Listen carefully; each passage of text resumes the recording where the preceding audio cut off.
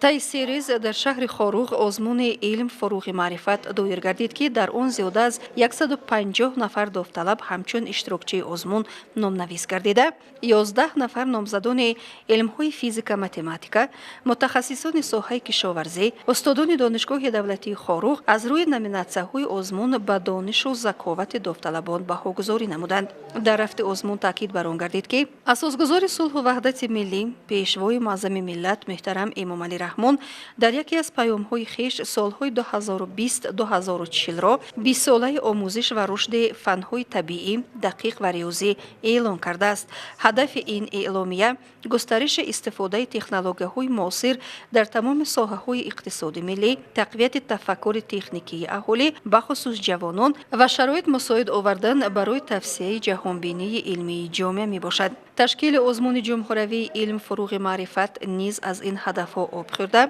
طبق امر پرزیدنت جمهوری تاجیکستان امام علی رحمان راه اندازی گردیده ایستاده است که آن بهر آموزش فن‌های طبیعت شناسی، دقیق و ریاضی اینچنین دریافت استعدادهای نو در این سمت نقش مؤثر خواهد گذاشت. گفته شد که در مرحله هدف چهارم استراتژی مملکت اعلان گردیدن صنعت‌کنانی با سرعت کشور، این آزمون می تواند کادرهای بسا فاضل و دانا را برای کشور معرفی بسازد. آزمون در مؤسسه تعلیمی رقم 8 شهر خاروغ دایر گردیده از روی 7 نامیناسیا مهارت داوطلبان سنجیده شده. برای هر یک نامیناسیا اتاق علاهده جدا گردیده برای گذرانیدن کارهای تجربوی شرایط و امکانیت فراهم آورده شده بود.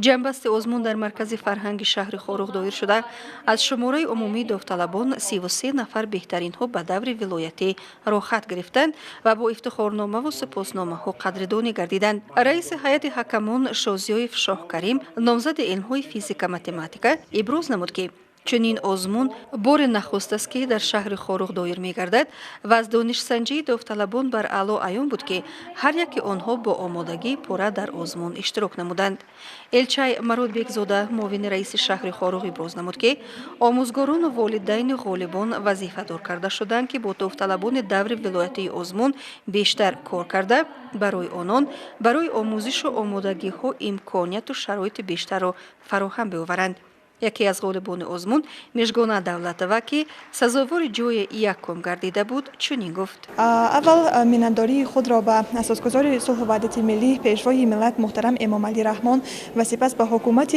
جمهوری تاجیکستان میرسانم که چنین آزمون ها را برای ما خوانندگان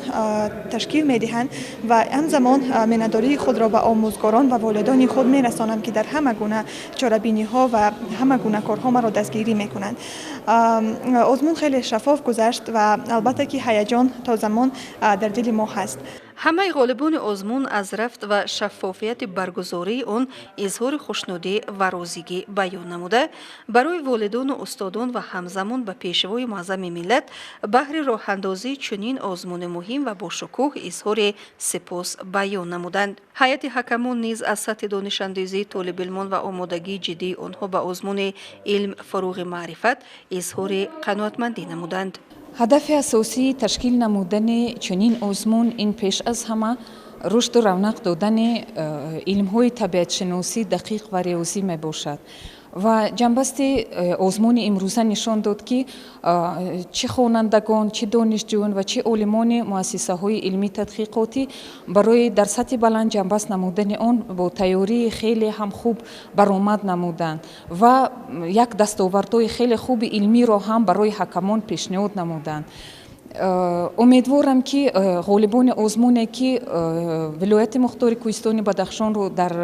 عرصه جمهوری معرفی می نمایند آن دستاوردها را باز خوبتر تیاری دیده با یک مهارت خوب بلند علمی آن را